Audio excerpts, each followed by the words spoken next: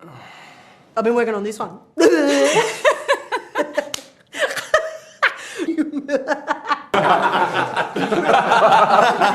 खेल के मैदान में हाथ मिलाना एक रिवायत होती है, एहतराम की, जज्बे की और खेल की रूह की।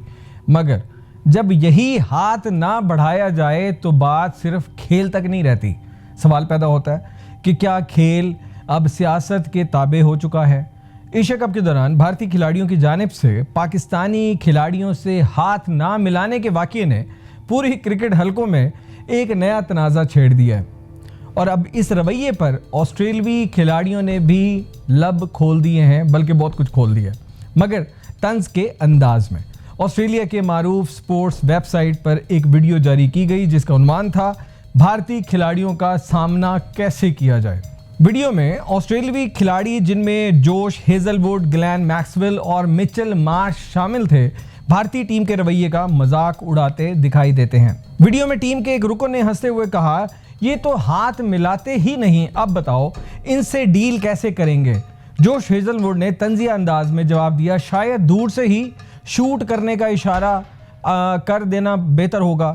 कुछ देर बाद ये वीडियो वेबसाइट से हटा दी गई, मगर तब तक बहुत देर हो चुकी थी। वीडियो सोशल मीडिया पर वायरल हो चुकी थी और दुनिया भर में इस पर तबसरे होने लगे। अब सवाल ये है कि भारतीय टीम जो खुद को दुनिया की सबसे बड़ी क्रिकेट ताकत समझती है, क्या खेल के बुनियादी आदाब से भी नावाकिफ है?